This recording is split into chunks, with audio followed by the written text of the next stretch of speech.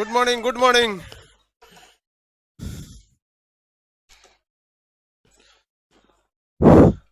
यहाँ का आवाज दो, यहाँ का।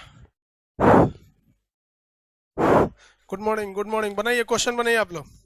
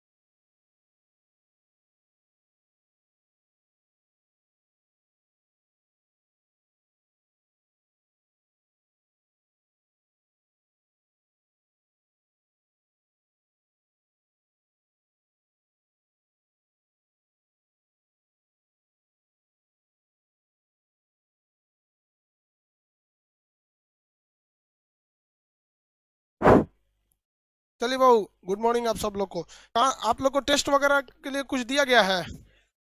हाँ, क्या दिया गया है टेस्ट के लिए? कोई और आया है क्या लेट उठ से? लेट से कोई आया तो यहाँ बैठा उनको।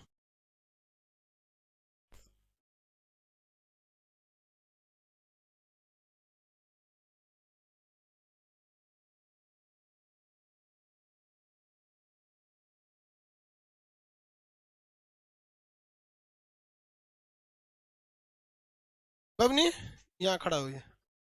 यहाँ, ठीक है। यहाँ खड़ा हो जाओ बबनी। हाथी दांत का हाथी के दांत जो है हड़प्पा सभ्यता में कहाँ से मिले? आप बताओ बबनी। कौन है मदर टेरेसा? बताओ। वो बाल वाल बांध के आया करो यहाँ,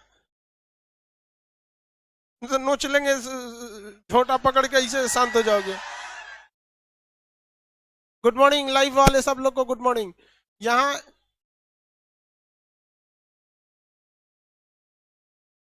आप दोनों लोग का पिटाना कंफर्म है। लाइव वाले थोड़ा सा रुक जाओगे, लड़कियां सब लेट आई हैं, तो धो देते हैं पहले।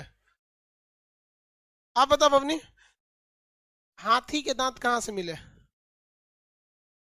पढ़ाई के बाद ऑप्शन को। हाँ, लो थल, वेरी गुड, आप जाइए। तो अबे ये बेहोश हो जाएगी, पीट देंगे, हुक देंगे। तो हाथ निकालो, हाथ। अच्छा, उठाइए ना हाथ ऊपर। बाबू लोग थोड़ा सा वेट कीजिए।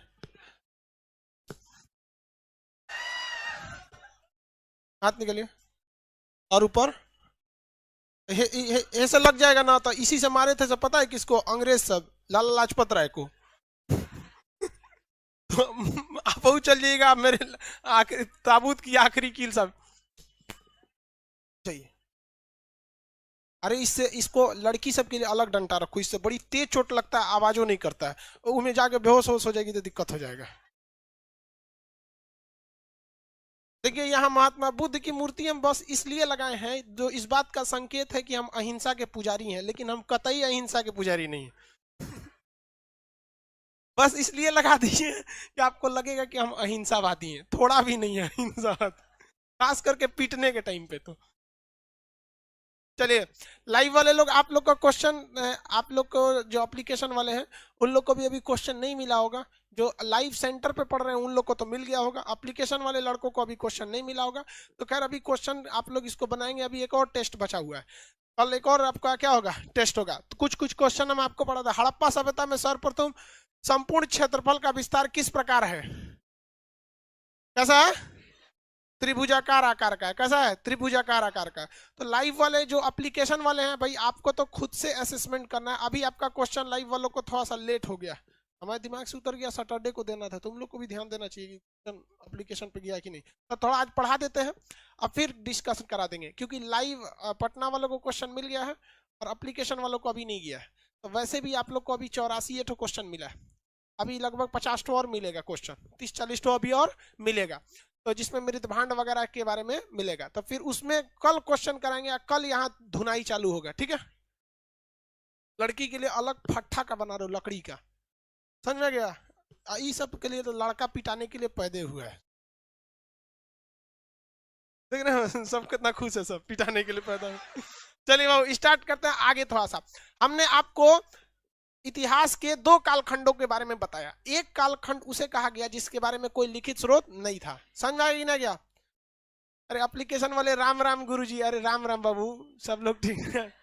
एप्लीकेशनों में एक से गुड मॉर्निंग है कहेगा से, तो अब तक लगभग 3000 सब गुड मॉर्निंग कह दिया भाई, हम गुड मॉर्निंग बोल दिए, ठीक है।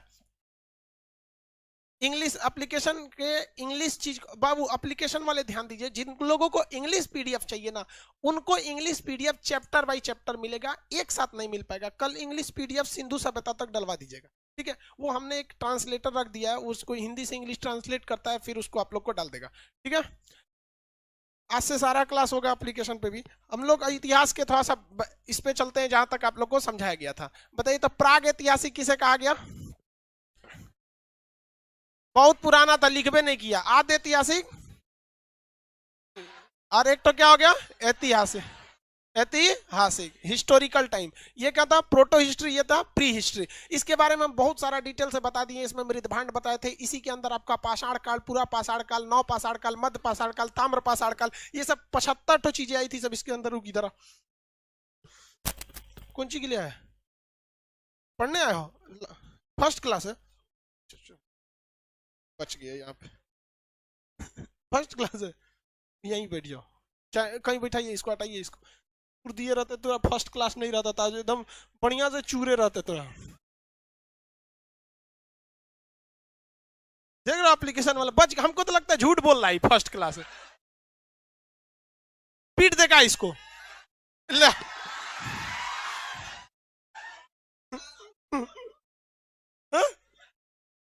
दौड़ा के पीट देते हैं।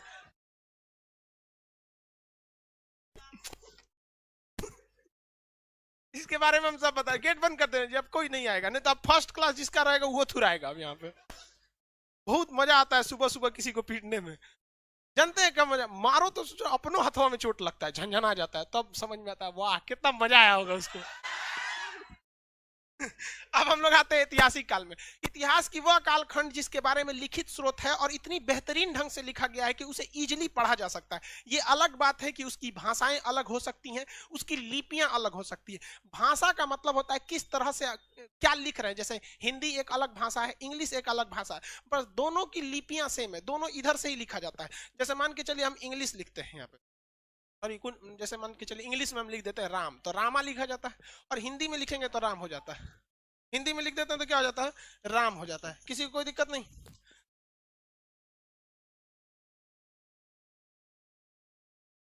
दूसरी बैच में एप्लीकेशन वाले लड़कों को, ठीक है, एप्लीकेशन वाले लड़कों को क्या कीजिए।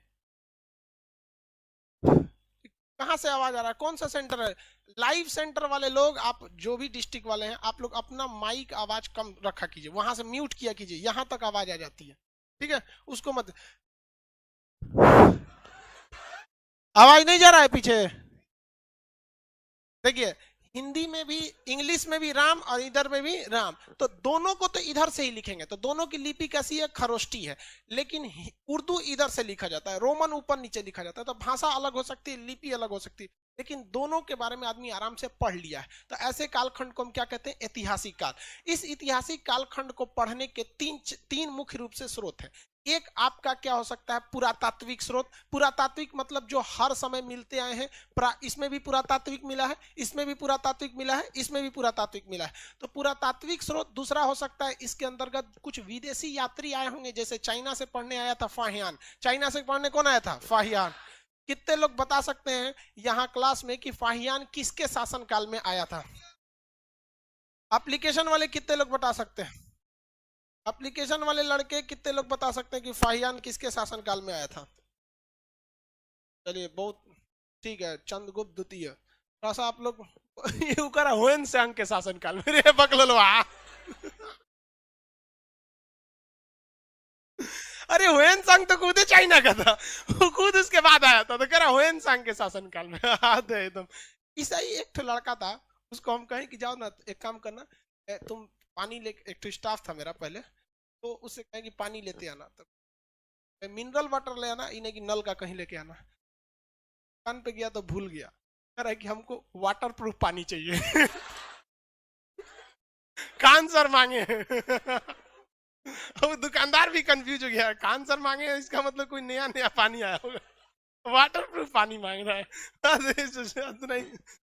विज्ञान का हाथ पैर तोड़ देगा तो वाटर प्रूफ पानी। वैसे ही चंद्रगुप्त वायुयान किसके शासन में, तो हैन सांग के शासन में। तो एक चीज हमें मिल सकता है, पूरा तात्विक स्रोत, पूरा तात्विक स्रोत। दूसरा मिल सकता है हमें विदेशी यात्री। क्या मिल सकता है, विदेशी यात्री। विदेशी यात्री आते हैं, वो भी बहुत चीजों के बारे में लिख के चले गए रहते हैं, वहां अपने यहाँ पे बनाते हैं। दूसरा हो सकता है हमारे खुद के देश का लिटरेचर, साहित्य। उस समय साहित्य थे ही, क्योंकि उस समय फिजिक्स केमिस्ट्री वगैरह तो ज्यादा चीज था नहीं, लेकिन हाँ क्या चीज ज्यादा थी, साहित्य। तो हमको ऐतिहासिक स्रोत को पढ़ने के कई रास्ते हो गए। सब किसी को कोई दिक्कत नहीं है यहाँ पर साहित्यिक स्रोत में। तो हम लोग पहले क्या देखते थे, पुरातात्विक स्रोत। जब पुरातात्विक देख लेंगे तब क्या देखेंगे, विदेशी यात्री का विवरण। उसके बाद हम क्या देखेंगे, साहित्यिक स्रोत। कौन सा, साहित्यिक स्रोत। तो हम यहाँ अलग से एक क्या लिख देते हैं, ऐतिहासिक। ऐतिहासिक, ध्यान से देखिए एप्लीकेशन वाले, लाइव वाले सब लोग, ऐतिहासिक स्रोत का कहीं डिवाइडेशन देख लीजिएगा। पहला क्या है भैया, पूरा तात्विक स्रोत। दूसरा विदेशी यात्री, विदेशी यात्री, ये लोग आए हैं। तीसरा क्या है, साहित्य। क्या हो गया, साहित्य। अब ये साहित्य जो होता है ना, साहित्य का मतलब होता है लिटरेचर। ये लिटरेचर दो तरह से होते हैं सब। ये धर्म से रिलेटेड होगा, या फिर क्या होगा भाई, बिना धर्म से रिलेटेड होगा। तो एक चीज हो सकता है, ये या तो ये क्या हो, धार्मिक हो, या ये गैर धार्मिक हो। या धर्म से होगा धार्मिक किताब, या एक कौन सा जाएगी, गैर धार्मिक। गैर धार्मिक, जैसे एक बात बताइए, आपका धार्मिक किताब में गीता, पुराण, ये सब क्या आ जाते हैं सर, धार्मिक हो जाते हैं सर। लेकिन अगर वही अर्थशास्त्र की बात करिएगा, जिसे चाणक्य ने लिखा था, तो क्या चाणक्य का अर्थशास्त्र को हम धार्मिक किताब कहेंगे, नहीं। उसमें तो राज्य की नीतियों के बारे में चर्चा किया गया। तो कौन सा हो गया भैया, गैर धार्मिक और धार्मिक, दो तरह से हो जाएगा। तो गैर धार्मिक में तो कुछ सोचना ही नहीं है। कालिदास जो किताब लिखे हैं वो तो धार्मिक किताबें थोड़ी ना लिखा है, उन्होंने क्या लिखा है, गैर धार्मिक किताबों को लिखा। जबकि धार्मिक किताबों की बात करेंगे तो प्राचीन काल में भाई साहब दो, ये तीन गो धर्म थे सब, एक जैन धर्म, बौद्ध धर्म, हिंदू धर्म। हिंदू धर्म सबसे प्राचीन। तो इसमें दो तरह के धर्म आ जाएंगे, या तो ये हो जाएगा ब्राह्मण धर्म। कौन सा, ब्राह्मण। ब्राह्मण धर्म मतलब क्या हो जाता है, हिंदू धर्म। हिंदू धर्म में सारा क्रियाकलाप ब्राह्मण लोगों को ही तो करना है। देखते हैं ब्राह्मण लोगों में भी कई कैटेगरी होती है, मिश्रा, दुबे, श्रीवास्तव तो ब्राह्मण में नहीं आते हैं, दूसरे होते हैं, लाला जी लोग होते हैं सर, हाँ वो ब्राह्मण हो गए। या तो फिर वो क्या हो गए, गैर ब्राह्मण। कौन सा, गैर ब्राह्मण। गैर ब्राह्मण, गैर ब्राह्मण में कौन कौन आ जाएंगे भैया उस समय, जैन धर्म और बौद्ध धर्म। जैन और बौद्ध, जैन धर्म और बौद्ध धर्म, किसी को कोई दिक्कत नहीं, जैन धर्म और बौद्ध धर्म। तो ये भी हम लोग को पढ़ना पड़ेगा। यहीं पे थोड़ा सा देखिए, यहाँ हमको जैन धर्म के बारे में नहीं पढ़ना है, ना ही हमें यहाँ बौद्ध धर्म के बारे में पढ़ना है। यहाँ हमें जैन धर्म और बौद्ध धर्म की जो किताबें हैं, साहित्य है, उसके बारे में पढ़ना है। और यहाँ पर हमें ब्राह्मण धर्म यानी हिंदू धर्म नहीं पढ़ना। हिंदू धर्म हम पढ़ाएंगे कौन सी भैया, हिंदुस्तान में हिंदू धर्म पढ़ाने की जरूरत थोड़ी है, यहाँ पे तो 80% मेजोरिटी तो हिंदू धर्म को ही फॉलो करती है। अब इसमें हमें क्या करना है, किताबों के बारे में पढ़ना है। क्या कौन कौन सी किताबें, महाभारत, रामायण, पुराण, दुनिया भर की चीजें। गीता अलग से कोई किताब नहीं है, गीता एक महाभारत का ही हिस्सा है, महाभारत का क्या है, हिस्सा है, किसी को कोई दिक्कत नहीं। तो इसमें आरण्यक हो जाते हैं, वेद हो जाते हैं, ऋग्वेद, सामवेद, यजुर्वेद, फिर पांचवा वेद हो जाता है, वेद के उपवेद आ जाते हैं, वेद के ज्ञाता आ जाते हैं। एक दो क्वेश्चन इस एरिया से क्या हो जाता है, पूछ दिया जाता है। दिमाग में आपके स्ट्रक्चर बैठा कि नहीं बैठा, किसी को कोई दिक्कत नहीं। सर म्यूट नहीं हो रहा है, अरे बेवकूफ कहीं का, तुम लोग को म्यूट करने के लिए थोड़ी कर रहे हैं एप्लीकेशन वालों को,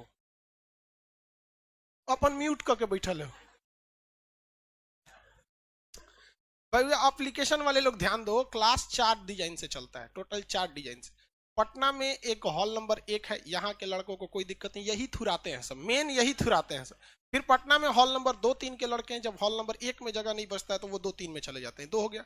तीसरा होता है लाइव सेंटर, अलग अलग डिस्ट्रिक्ट, जैसे कैमूर हो गया, नवादा हो गया, आपका जहानाबाद, झारखंड का बोकारो, भागलपुर, सहरसा, बहुत ज्यादा ऐसे, जमुई हो गया, बिहार शरीफ हुआ, ये सब जगह पे ये लाइव सेंटर है। इनको एक सुविधा ये है कि ये माइक से क्वेश्चन पूछ सकते हैं, लेकिन अगर इनका माइक ऑन रहेगा तो वहां का हल्ला उल्ला यहाँ आने लगेगा। तो हम उनको बोल रहे हैं कि जो लाइव सेंटर वाले हैं वो अपना माइक ऑन कर ऑफ रखे। इस जो एप्लीकेशन वाला अपन, एप्लीकेशन वालों को कोई दिक्कत नहीं, कर कि सर काले दिख रहे हैं, अरे लाइटवा कहाँ है, हाँ चल तो ध्यान नहीं देता है। अब ठीक है, सही है ना? सबसे ज्यादा मेरा ध्यान रखता है सर एप्लीकेशन वाला। हाँ ठीक है, चलिए इसको वाइट में ज्यादा ठीक रहा है। ठीक है, चलिए अब आते हैं इस टॉपिक पे। मेन हम लोग कहां से स्टार्ट करेंगे? पुरातत्व। ये एक ऐसा सेक्शन होगा जिस सेक्शन में आप लोग को बहुत सारी ऐसी जानकारी मिलेगी जो अधूरी होंगी। जैसे हम यहाँ आपको जब जैन धर्म, बौद्ध धर्म बताएंगे तो आधी चीज, बस हम वही चीज बताएंगे जो आपकी किताबों से रिलेटेड हो। जैसे जैन धर्म कहाँ से शुरू हुआ, कहाँ से खत्म हुआ, ये नहीं बताएंगे, लेकिन हाँ उसकी कुछ किताबें बताएंगे। जैसे हम पिटक बताएंगे, सूत पिटक, विनय पिटक, तो ये बौद्ध धर्म में आते हैं। तो बौद्ध धर्म नहीं पढ़ना है यहाँ पे, यहाँ आपको क्या पढ़ना है, केवल उसकी किताबें। तो दिमाग में तो एक आइडिया बैठ गया कि हम लोग को स्टार्ट कहाँ से करना है। कहाँ से करना है? ऐतिहासिक काल को पढ़ना है तो सबसे पहले हमें क्या देखना, पुरातात्विक स्रोत। कौन सा? पुरातात्विक स्रोत। उसके बाद क्या देखेंगे? विदेशी। ये क्वेश्चन रेलवे में बड़ी पूछ रहा है, कौन किताब कहाँ लिखा, और साथ में ये गैर धार्मिक किताब, पंचतंत्र के रचयिता, हाँ, अभिज्ञान शाकुंतल, रेलवे एनटीपीसी में पूछ रहा है कि नहीं? पर सेट में एक क्वेश्चन क्या कर रहा है, डाल रहा है, तो यहां से वो क्वेश्चन पूछ रहा है। तो ये चीजें आपको आगे आएंगी। तो चलिए हम लोग देखते हैं पुरातात्विक स्रोत। पुरातात्विक स्रोत जो होता है उसमें 2 चीज मेन आते हैं। पुरातत्व में कौन कितने चीज आते हैं ऐतिहासिक काल में? 2। पुरातत्व को इंग्लिश में क्या कहते हैं? पुरातत्व में आर्कियोलॉजिकल होते हैं। इसमें 2 चीज मेनली आपका पढ़ना है। कौन कौन सा चीज? एक पढ़ना है आपका अभिलेख। अभिलेख को इंग्लिश में क्या कहते हैं? एपिक, पत्थर उत्थर पे नहीं लिख दिया जाता है। और एक होता है सिक्का। सिक्का को इंग्लिश में क्या कहते हैं? कॉइन। कॉइन। सिक्कों का अध्ययन क्या कहलाता है? न्यूमेस्मेटिक। सिक्कों का अध्ययन न्यूमेस्मेटिक कहलाएगा। सिक्कों का अध्ययन क्या कहलाता है? न्यूमेस्मेटिक।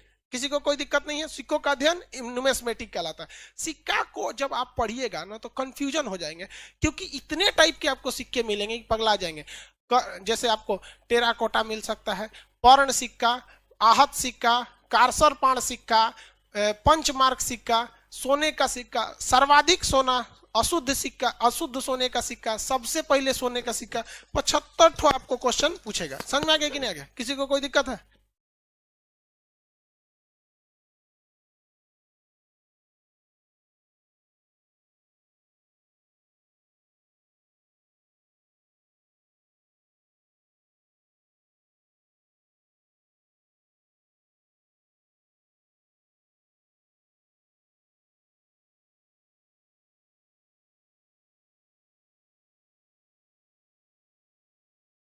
देखिए बहुत ध्यान से, सिक्के का अध्ययन क्या हो गया? न्यूमेस्मेटिक। अब सिक्कों को आप पढ़ेंगे तो कंफ्यूजन में हो जाएंगे, इसलिए बेटर ये है कि हम सिक्कों का अध्ययन किस आधार पर करें कि किसके समय कौन कौन से सिक्के थे। तो बेसिकली आपको सिक्कों के बारे में हम देखिए, एक था आपका सबसे पुराना सिंधु सभ्यता, तो एक ये देख लेना है कि सिंधु सभ्यता के वक्त में कौन सिक्के थे। दूसरा काल बहुत बड़ा चला था सिंधु सभ्यता के बाद, मौर्य काल। मौर्य काल के बाद एक काल आया था जिसका नाम था यूनानी काल, ये भी थोड़ा बहुत चला था। इसके बाद आया था कुषाण काल, तो कुषाण काल भी थोड़ा सा लंबा चला था। कुषाण के बाद आया था गुप्त काल। गुप्त काल तो बहुत लंबा चला था। आज जो हिंदू धर्म देख रहे हैं ना, आज के वक्त का जो हिंदू धर्म देख रहे हैं, ये सेम गुप्त काल का दिन है। उसी समय से हिंदू धर्म के त्योहारों को मनाना व्यवस्थित ढंग से चालू किया गया। हम ही नहीं करें कि हिंदू धर्म गुप्त काल से चालू हुआ।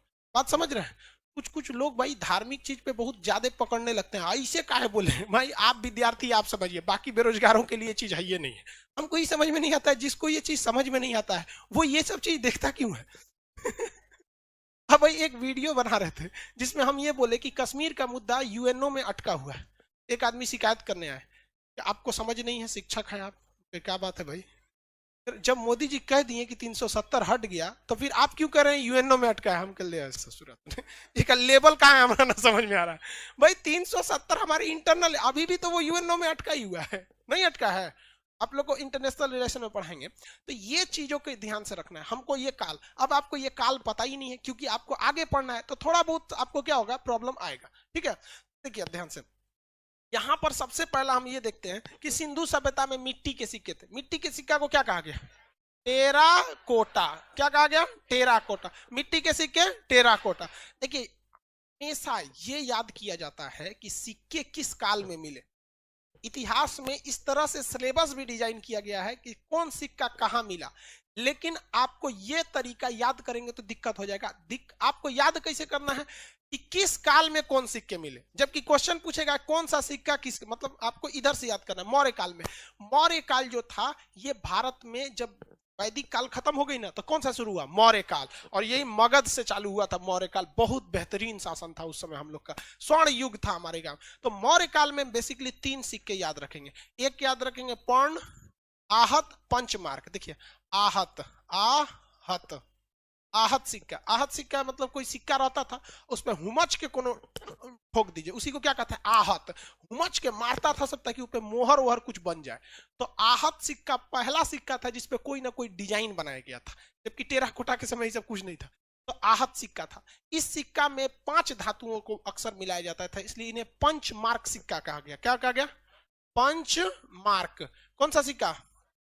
पंचमार्क सिक्का। इस समय पर्ण नामक एक सिक्के का प्रयोग होता था। कौन सा सिक्का? पर्ण नामक। इसमें चांदी के कुछ अंश मिले होते थे, ये पूरी तरह चांदी का नहीं था, पूरी तरह से चांदी का ये नहीं था। किसी को कोई दिक्कत? आगे बढ़ जाए। पंचमार्क सिक्का, आगे बढ़े।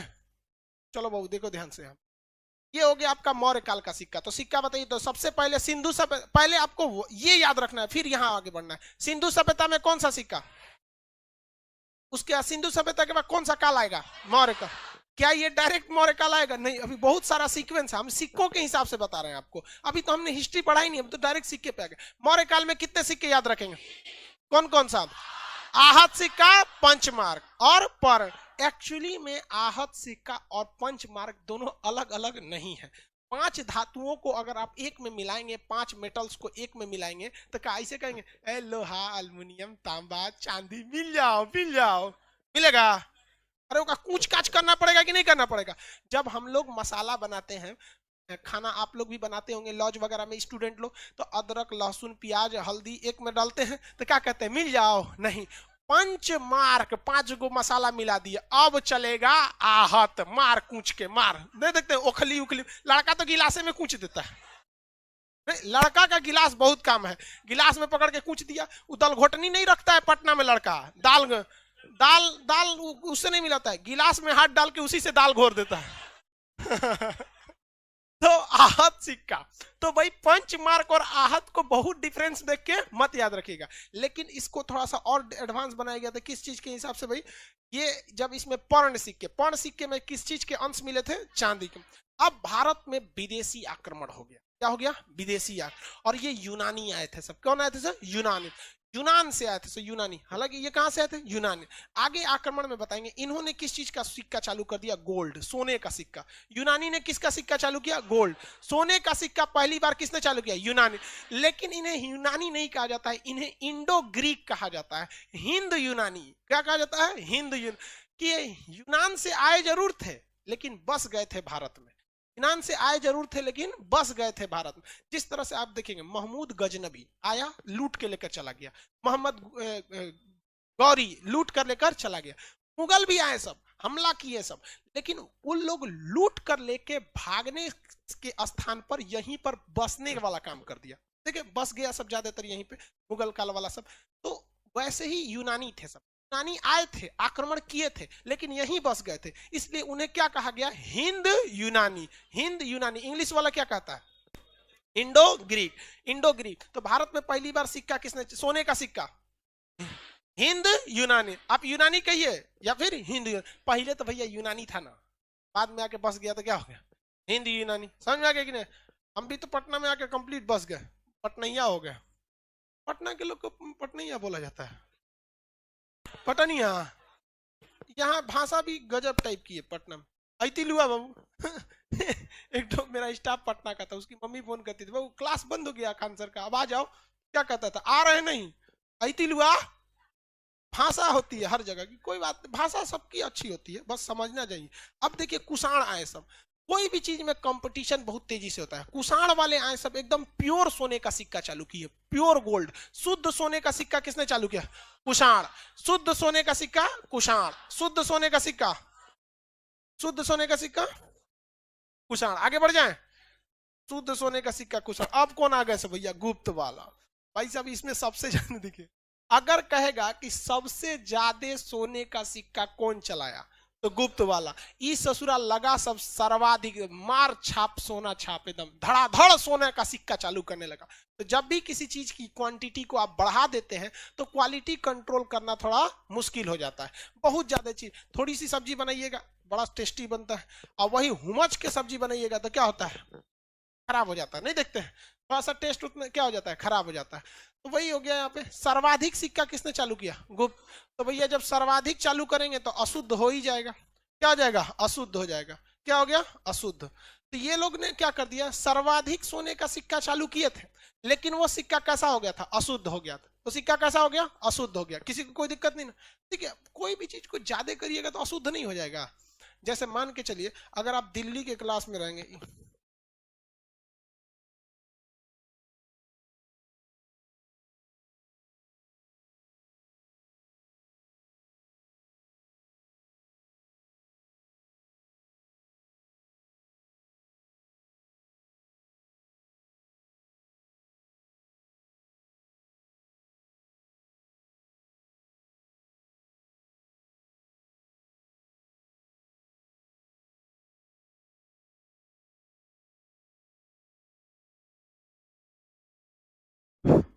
चलिए ध्यान दीजिए, तो ब्लैक लिस्ट में माइकवा ऑन है।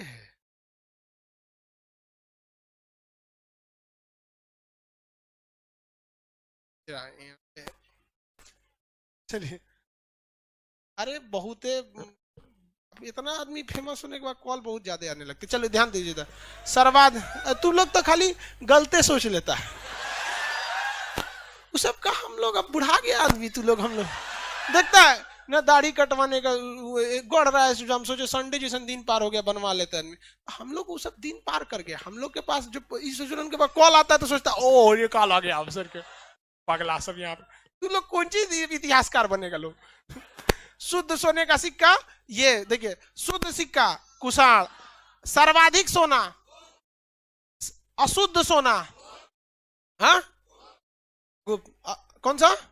गुप्त। किसी को कोई दिक्कत नहीं है, आगे बढ़ जाए। इसके बाद देखते हैं हम लोग यहाँ पर, इन्होंने भले एक गलती किया, अशुद्ध चलाया, लेकिन इन्होंने चांदी का सिक्का चलवाया। कौन सा?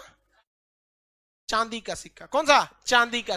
तो शुद्ध चांदी का सिक्का किसने चालू किया? तो देखिए एक को अशुद्ध किया, लेकिन दूसरा को क्या कर दिया? शुद्ध कर दिया। क्या कर दिया? शुद्ध कर दिया।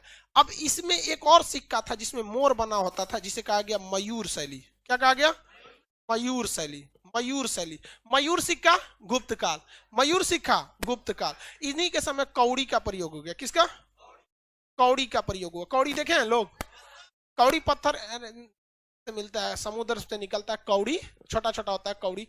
तो कौड़ी का सिक्का, तो कौड़ी का प्रयोग किसके समय हुआ? गुप्त काल। कौड़ी का प्रयोग गुप्त काल। तो क्वेश्चन आप ध्यान से समझिए, अगर कह देगा कि सर्वाधिक प्रकार के सिक्कों का प्रचलन किसके समय हो रहा था, अब देख रहे हैं। अब इसमें क्या है कि आपके लिए एक सहूलियत है कि आपको एक काल याद रखना है, गुप्त काल। अब पूरा इसको धड़धड़ा देना है यहाँ पर। और सिस्टमेटिक क्या है कि भाई सबसे ज्यादा सोना का सिक्का किसने चलाया? सबसे ज्यादा सोना का सिक्का गुप्त काल। तो भाई साहब क्वालिटी खराब होनी है, तो सबसे अशुद्ध सोना गुप्त। तो देखा कि भैया सोना तो अशुद्ध हो गया, इसको शुद्ध करने में ज्यादा खर्चा आएगा, तो एक काम करते हैं कोना का शुद्ध करते हैं, शुद्ध चांदी। हाँ, चांदी का सिक्का। बिहारी दिमाग होता है इसमें। उसके बाद कौन सिक्का? मयूर सन। उसके बाद कौड़ी। अब क्वेश्चन आजकल क्या हो गया ना, खखोर के पूछता है ससुरा, तनी मनी नहीं पूछता, पूरा खखोर के पूछता अंदर से।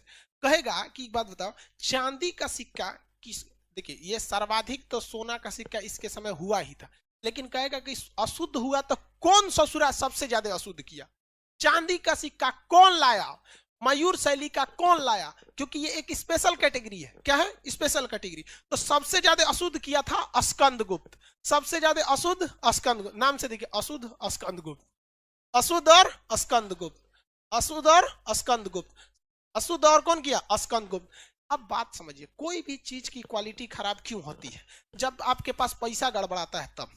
अगर आपके पास पैसा कम हुआ ना तो आपकी क्वालिटी क्या होगी? गड़बड़ हो जाएगी। अगर पैसा कम हुआ तो क्वालिटी क्या होगी? गड़बड़ होगी। जैसे मान के चलिए अंबानी साहब जो थे, उनकी बेटी का ब्याह हुआ था। उनके बेटी की शादी में आप देखेंगे तो डेकोरेशन, शादी ब्याह, इतना जबरदस्त खाना पीना का इंतजाम था, एकदम बढ़िया था। और हम ना टीवी पे देखे थे, हमको काहे लिए बुलाएंगे भाई हम लोग अब वही हमारे शादी में उतना व्यवस्था ही नहीं रहेगा। हाँ, अरे हम खुद नहीं चाहते इतना व्यवस्था रखना।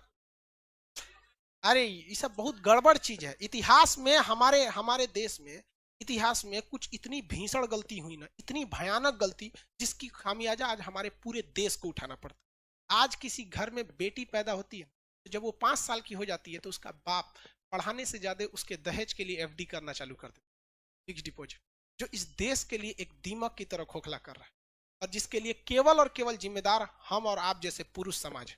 आज अगर हम डट जाए तो हमारे माता पिता का तनी है, तनी लेके दिखा दे दहेज। नहीं, आप नहीं डटते, और कहीं ना कहीं एक इतिहास में आप बहुत बड़ी गलती करते हैं। और ये एक तरह का समझिए, आप अगर शांत दिमाग से सोचेंगे तो अगर वो पैसा जो आज देखते हैं, घर में देखते हैं, कोई कहता है हमारी पत्नी का तो दिमागे नहीं है। अरे भाई साहब, उसका बाप जो था ना लड़की का, वो दिमाग देता पढ़ा के, उससे अच्छा दिमाग के बदले दहेज दिया है, तो भैया तो तुम्हें दिमाग मिलेगा, या तो दहेज मिलेगा, काम खत्म। आप सेलेक्ट कीजिए which one of the following is correct. आपको दिमाग चाहिए या दहेज चाहिए? हा? क्या चाहिए? एप्लीकेशन वाले आप बताइए, दिमाग चाहिए या दहेज चाहिए? दोनों चाहिए तो तब पूरे चौपट मिले। दहेज वगैरह देखिए, आप कितना भी दहेज ले लेंगे, दहेज का पैसा 1 से 1.5 साल से ज्यादा नहीं चल सकता। ये दहेज का एक श्राप है, उसी साल खत्म होगा वो। क्योंकि अब मान के चलिए दहेज ज्यादा लेंगे तो ज्यादा नखरा सही है, तो एप्लीकेशन वाला कर रहा है दहेज, उन सबों को दिमाग से मतलब नहीं है, दहेज। चलिए ध्यान से देखिए, तो स्कंद गुप्त के समय सबसे ज्यादा अशुद्ध इसलिए हुआ कि स्कंद गुप्त के समय गुप्त काल अपने पतन की ओर चल चुका था, गुप्त काल अपने पतन की ओर चल चुका था, इसलिए सोना इतना कम हो गया था कि उसकी क्वालिटी को बरकरार रखना कम हो गया था। वहीं अगर चांदी के सिक्का कहेंगे तो ये चंद्रगुप्त द्वितीय, चंद्रगुप्त द्वितीय, चंद्रगुप्त सेकंड, चंद्रगुप्त सेकंड। अब देखिए, पहले के वक्त में चंद्रगुप्त प्रथम, द्वितीय, तृतीय बड़ी ज्यादा मिलेगा सर। ऐसा क्यों हो जाता था? ये एक टाइटल टाइप का था चंद्रगुप्त द्वितीय, इसका पूरा नाम विक्रमादित्य, उपाधि थी विक्रमादित्य की, तो ये आगे पढ़ाएंगे क्यों ऐसा प्रथम, द्वितीय, तृतीय होता था। तो चांदी का सिक्का किसने चालू किया? चंद्रगुप्त द्वितीय। चांदी का सिक्का। अब मयूर शैली का सिक्का समुद्रगुप्त। कौन था? समुद्रगुप्त, समुद्रगुप्त, समुद्रगुप्त। इसका ननिहाल बिहार में था। इसका ननिहाल कहाँ था? बिहार में था, सीतामढ़ी में। सीतामढ़ी का कोई है कि नहीं जी? यहाँ बिहार के सीतामढ़ी का, हाँ वहीं पे इसका था। लिच्छवी, सीतामढ़ी ये वैशाली वाला पूरा एरिया, तो यहाँ से सीतामढ़ी तक पूरा वैशाली का एरिया था ये। तो यहाँ इसके ननिहाल था। ननिहाल कहाँ था? लिच्छवी में। ननिहाल कहाँ था? लिच्छवी में। तो इसे कहा गया लिच्छवी दौहित्र। इसे क्या कहा गया? लिच्छवी दौहित्र। तो ये आगे पढ़ाएंगे इसको बहुत, ये अपने आप को क्या कहता था? लिच्छवी दौहित्र। दौहित्र मतलब नाती, नाती पोता, मतलब ननिहाल से रिश्ता होता है नाती, तो लिच्छवी का नाती। अब बाकी कौड़ी का तो कोई खास वो नहीं हुआ, कौड़ी का प्रचलन ऐसे हो जाता था। कौड़ी पत्थर के होते थे, जिस तरह से अगर वो फूट जाता था तो नहीं चलता था। सर्वाधिक सोने का सिक्का गुप्त काल। याद रहेगा इतना? किसी को कोई दिक्कत नहीं है? अब बताइए, इसको हटा दे। अब बताएंगे मयूर शैली का सिक्का किस काल में? गुप्त काल में। कौन सा? हाँ, पंचमार्क सिक्का किस काल में?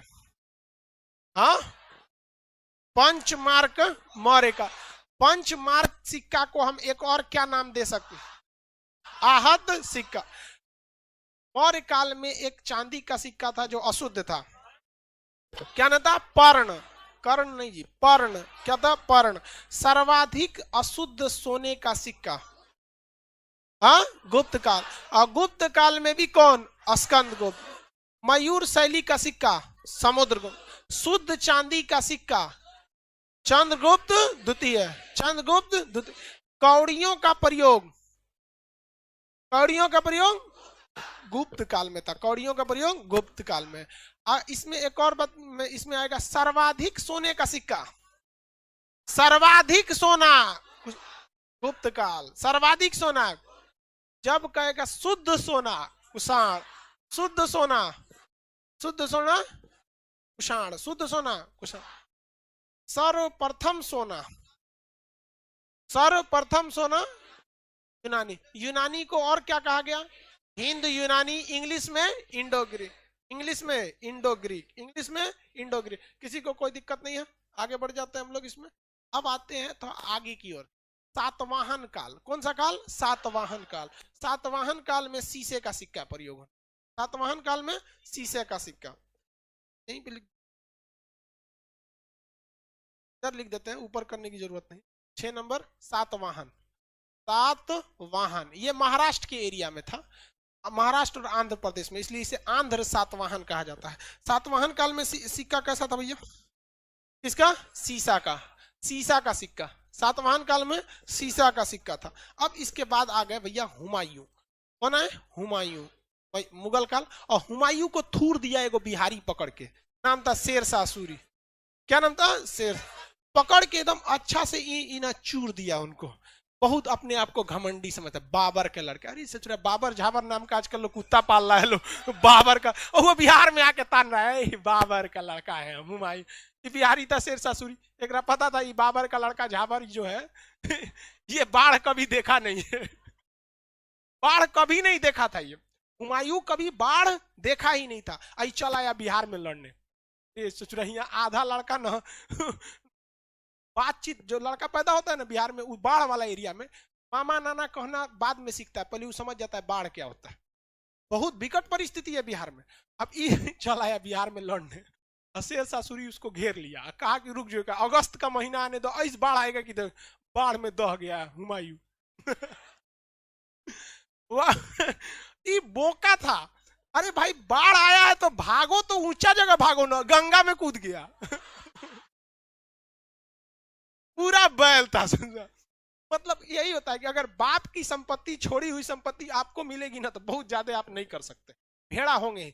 जैसे हम लोग का जो बाल बच्चा आएगा ना, महाकमीना होगा ससुरा, पूरा बैल होगा, ओकरा कोई दिक्कत तो होगा नहीं। हम तो ओकरा पहले बांस लेकर मारेंगे ससुरा, बांस से बांस, नहीं तो हुमायूं हो जाएगा वो, क्योंकि उसको कोई चीज का टेंशन ही नहीं है वहां। तो हुमायूं को क्या, बाढ़ में कूद गया, अब बेचारा डूब रहा था। तो उस बाढ़ में बिहारी न मछली मार रहा था। सोचिए जिस बाढ़ में राजा दह गया, उसकी फौज दह गई, उस बाढ़ में बिहारी मछली मार रहा था, और मछली मारा, बस हुमायूं फंस गया। कहा रे ससुरा ये कहां से आया रे इसको? तो उसको जान बचाया कौन? बिहारी नाम का एक सिहाबुद्दीन नाम का मल्लाह था।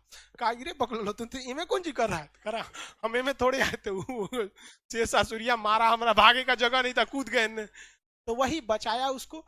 कहा हम आपको एक दिन के लिए राजा बना देंगे। क्या करेंगे? एक दिन के लिए। जैसे एक दिन के लिए उत्तराखंड में बनी ना मुख्यमंत्री, एक दिन के लिए। खैर उन लोग का बहुत बड़ा पद नहीं होता है, मतलब कोई डिसीजन बहुत नहीं ले पाते, एक सांकेतिक रूप। इन्होंने भी किया तो बहुत होशियार था। इसने कहा चमड़ा का सिक्का चला दीजिए। किसका? चमड़ा का सिक्का चला दीजिए। अब ये कितना होशियार था, चमड़ा का चालू करा दिया, क्योंकि इतिहास में अजर अमर हो गया। अगर मान के चलिए कोई और सिक्का चालू किया रहता, धन दौलत मांगा रहता, तो धन दौलत मांग के हम इतिहास में आज थोड़े पढ़ाते सियाबुद्दीन को, लेकिन उसने क्या किया, अपना नाम इतिहास में जोड़वा लिया। वो चमड़ा का सिक्का एक दिन में छपने में खत्म हो गया, कोई खास नहीं हुआ। अब इधर शेर शाह सूरी आया, कहा कि थुरा के गया है ना, देख हम तेरा लिए सिक्का चलाते हैं। इसने 3 कैटेगरी के सिक्के चालू किए, मीडियम, अमीर और गरीब। मीडियम, अमीर और गरीब। गरीब के लिए चालू किया दाम। क्या चालू किया? दाम। क्या चालू किया? दाम। मीडियम लोग के लिए चालू किया रुपया। क्या चालू किया? रुपया। और अमीर के लिए चालू किया असरफी। क्या चालू किया? असरफी। असरफी सोने की होती थी। असरफी किसकी होती थी? सोने की। रुपया इसने चालू कर दिया चांदी का, मीडियम लोग।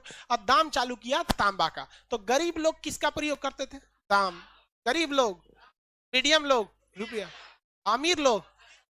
किसी भी समाज में सबसे ज्यादा संख्या जो होती है वो मीडियम वालों की होती है। देखिए गरीब तो बहुत लोग कहते हैं ना हम गरीब हैं, एक्चुअली वो मीडियम में आते हैं। और सबसे ज्यादा बेचारे तकलीफ उठाते हैं मीडियम कैटेगरी।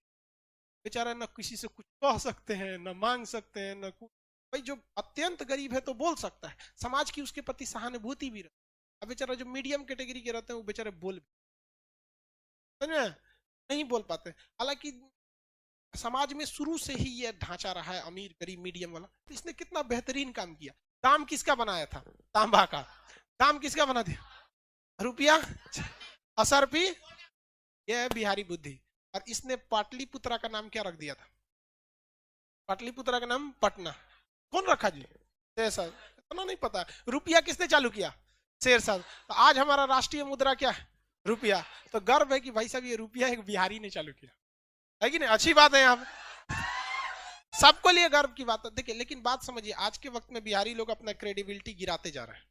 बाहर के वक्त में, बाहर के लोग इनको बदमाश की नजर से देखते हैं, बहुत बदमाश है। कि आप लोग का काम है ना, आप इसको सुधारिए। बदमाश आप लोग अभी भी अपने पूर्वज का ढोते रहते हैं, जैसे हुमायूं ढो रहा था, हमरे बाबूजी बाबर ठुरा के चल गए। वैसे आप लोग भी अपने पूर्वजों को ढोके रहते हैं कि आर्यभट्ट यहीं का था, शेरशाह सूरी यहीं का था, अशोक यहाँ। पूर्वज को काहे लेके ढोते हैं? आप क्या हैं? आपका पूर्वज का इतिहास सर्वश्रेष्ठ रहा है, मगध यहीं से चालू हुआ था, नो डाउट इसमें। लेकिन अभी आज देखिए, आज के वक्त में कोई इधर 21वीं सदी की कोई एग्जांपल दीजिए ना जो बहुत बड़ा उस तरह का हो सके। नहीं ना हो पाता। पूर्वज को लेके नहीं ढोना चाहिए। तो यहां समझ में आ गया ये क्या हो गया? दाम, रुपया, असरफी। याद रहेगा, दाम, रुपया और असरफी। दाम, रुपया और असरफी। एगो एप्लीकेशन पे कर रहा है किस चीज की कमी है आज बिहार में।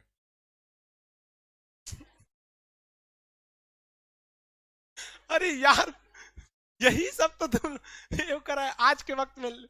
कौन सा है? तो खान सर तो ही है। हाँ? ये गलत बात है। जिस दिन आपको ये समझ में आने लगा हम सर्वश्रेष्ठ है ना, उस दिन पतन के कगार पे आप चले जाए। यही खराबी है हम लोग की। हम लोग इस बात को बिलीव करने को तैयार ही नहीं है, यूपी बिहार झारखंड खास करके ये हिंदी मीडियम वाला बेल्ट, कि हम कहीं पीछे हैं। ये सेल्फ घोषित कि हम सर्वश्रेष्ठ। जबकि आपको जानकर ताज्जुब होगा कि कर्नाटक और तमिलनाडु दो ऐसे राज्य हैं जो 10 साल से टॉप पर आते हैं। गुजरात से भी आगे हैं वो लोग। गुजरातियों की भाषा बहुत मीठी होती है। मतलब उन लोग बिजनेस के मैटर पे भाषा बड़ा प्रेम से बात करते हैं। गुजराती में एक खासियत होती है, अगर कोई गुजराती आपको एक वॉशिंग मशीन गए किसी गुजराती से खरीदने, उसने कहा कि ये वॉशिंग मशीन हम आपको 11,000 रुपये में देंगे, सपोज कीजिए, और 1-2 दिन आप बात कर लिए कि कल लेंगे, तो कहा कोई बात नहीं परसों ले लीजिए। ऐसे नहीं, अगर आप उससे 2 दिन बात कर लिए ना, इतना मीठा बात करेगा कि उसके दुकान के बगल का अगर कोई दुकानदार अगर आपको 10,000 में देगा ना, तो आप इसको नहीं लेंगे, इसको ले लेंगे, 1,000 महंगा ले लेंगे। इतना प्रेम से बोलता है समझो बिजनेस के मैटर में, जिसका कोई हद नहीं। गुजराती अब बिजनेस में वो लोग धोखाबाजी नहीं करता है। हाँ, आप हॉल नंबर 2-3 के जो लड़के होंगे वहां पे चिमनी लगा होगा एक, तो हवा से लड़ता। गुजरात से आया था, उसने बेचारा इतना मतलब ईमानदार थे सर कि गुजरात से भेजा तो लॉकडाउन लग गया, 4 महीना रास्ते में अटक गया। वो 4 महीना तक बेचारा कॉल करते रहा, खान साहब पहुंचा कि नहीं? अभी नहीं पहुंचा, कोई बात नहीं, बराबर बराबर मैं कॉल करता रहूंगा बराबर। हाँ। उन लोग की भाषा बड़ा मीठी होती है। तो कर्नाटक और तमिलनाडु के लोग हमेशा टॉप पे रहते हैं, लेकिन कभी वो तरनाते नहीं गया हम कर्नाटक, बेंगलोर, सिलिकॉन वैली बहुत आगे। देखे नहीं, अगर उतना पटना में हुआ रहता ना, सिलिकॉन वैली पटना बिहारी। तो ये हमारा काम है, हम इसे क्या कर रहे हैं, अपने आप को रियलाइज करें। अगर कमी होती है तो भी हम उसे क्या कर सके, सुधार सके। चलिए यहां देखते हैं। अभी सबसे ज्यादा इसमें आप बताइए तो किसका प्रयोग हुआ होगा? सबसे ज्यादा प्रयोग किसका था? रुपया का प्रयोग से भी ज्यादा किसका था? दाम का। यहां पर हो ऐसे जनरली देखने को था तो रुपया, रुपया भी चला था, लेकिन जनरली क्या था? दाम का प्रयोग था। इसलिए बिहार में आज भी ना किसी चीज का लोग रेट पूछने जाते हैं ना, तो नहीं पूछते हैं कि इसका रेट क्या है, प्राइस कितना है, पूछता है कितना दाम है इसका। अरे भाई साहब दाम बंद हो गया है। लेकिन आज भी बिहारी क्या पूछता है? दाम पता करके आओ। तो पहले दाम होता था, अमरूद जैसे 1 किलो अमरूद लेना है ना तो कहता 2 दाम, तो 2 तांबा का सिक्का दे दीजिए तो 2 दाम हो गया। पूछता था दाम कितना है तो 2 दाम दे दीजिए उसको तांबा का। लेकिन आज भी बिहारी लोग क्या कहता है, दाम पता करके आओ। दाम अभी क्या हो गया है, बंद हो गया है। सिक्कों का अध्ययन क्या कहलाता है, न्यूमिस्मेटिक, सिक्कों का अध्ययन। चलिए अब आप बता सकते हैं, इसको मिटा दे, क्वेश्चन पूछे। सातवाहन काल में कौन सा सिक्का, कौड़ियों का प्रयोग सर्वप्रथम गुप्त काल में। सबसे पहले सोने का सिक्का हिंद यूनानी या यूनानी, शुद्ध सोने का सिक्का, शुद्ध सोने का सिक्का कुषाण काल में। शीशे का सिक्का सातवाहन काल में। किस मुगल राजा के काल में चमड़े का सिक्का का प्रयोग हो, हाँ हुमायूं, हुमायूं। इसको कौन थूर दिया था, डूब गया था गंगा में, अब भागा ना यहाँ से निकल के। बिहारी सूत्र बहुत बदमाशी में आगे रहा, बेचारा उदह के भागा कैसे हो, तो के कानपुर दौड़ा के मारा था। कानपुर के पास एक जगह है कन्नौज, वहां ले दौड़ा के मारा था। और उसके बाद मारा तो भाग गया भारत छोड़ के ईरान, ईरान गया तो एगो लड़की फंसा लिया, और टिप के ऐसा लड़की फंसाई कि ओकर भाई हुई नहीं था। नवारसा वाला जमीन मिल गया, पैसा मिल गया, तब आके भारत में हमला किया। बहुत बड़का कचरा था। मुगल काल मध्य काल में यही सब होगबे करता था, कौन कोना को फंसा लिया, कौन दूसरे को फंसा लिया। बकलोलवा, कोना को देख रहा है तुम, अपना शकल देखा है शक्ति कपूर।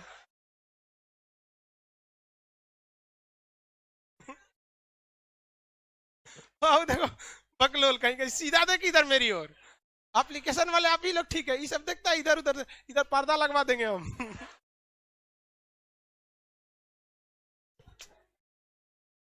लड़की सब आप मास्क जरूर लगा के आओ लोग। चलो ध्यान दे। सबसे ज्यादा अशुद्ध सोने का सिक्का गुप्त काल के किस राजा ने चालू किया, स्कंद गुप्त। मयूर शैली का सिक्का गुप्त काल के किसने किया, मयूर शैली का सिक्का समुद्र। कौड़ियों का प्रचलन किस काल में, आहत या पंचमार्क सिक्का का प्रयोग, टेराकोटा का सिक्का, सिंधु घाटी सभ्यता, टेराकोटा सिंधु घाटी सभ्यता। फटाफट एप्लीकेशन वाले आंसर तेजी से दिया कीजिए आप लोग। थोड़ा ये अलग बात है, आपको टाइप करने में टाइम लग जाता है, लेकिन आंसर आप लोग का भी सही रहता है, याद रहेगा ना, किसी कोई दिक्कत नहीं। हम अब स्टार्टिंग में आप लोग क्या करेंगे, एक चिरकुट खोलिए, कॉपी उपी होगा ना, चिरकुट खोलिए, जिस सीक्वेंस में हम बताए थे ना, ये इसको लिख के देखिए तो आप लिख पा रहे हैं कि नहीं। बस यही, सबसे पहले तो आपको काल लिखना है, सिक्का नहीं, काल कौन सा, सिंधु मौर्य यूनानी। उसके बाद अपने से लिख के देखे बना सकते हैं कि नहीं।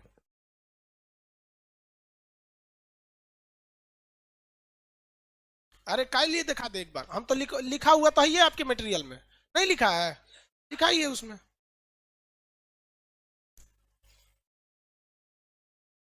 एप्लीकेशन वाले लोग, आप लोग का बैच जैसे खत्म होगा एप्लीकेशन पे अपडेट हो चुका होगा, हम देख लेते हैं एप्लीकेशन पे अपडेट हुआ या नहीं।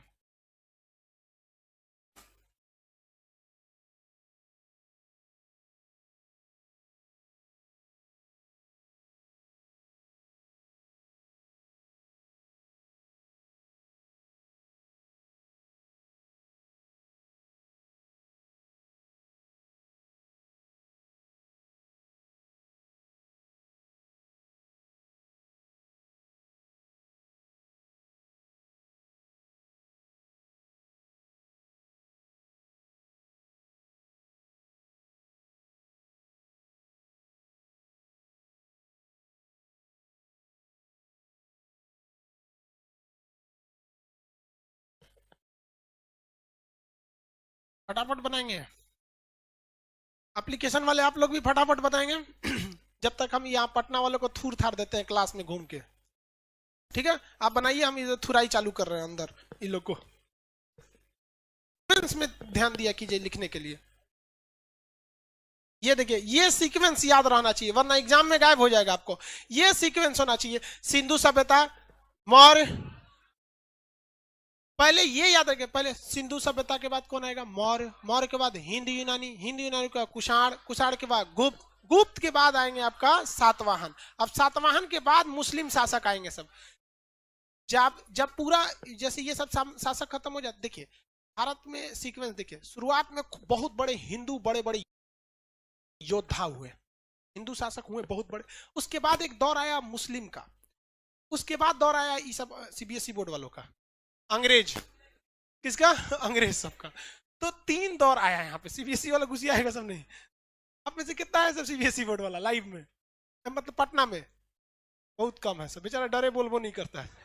ये तुम सीबीएसई का है, खड़ा हो, सीबीएसई का है, झूठ बोलता है। उतना काला लड़का सीबीएसई में होता ही नहीं है, झूठ बोल रहा है। लाइव वाले हम सीबीएसई में कोनो काला नहीं होता है, हम अकेले काला थे सीबीएसई में, इसलिए चले आए। याद रहेगा आप लोग को।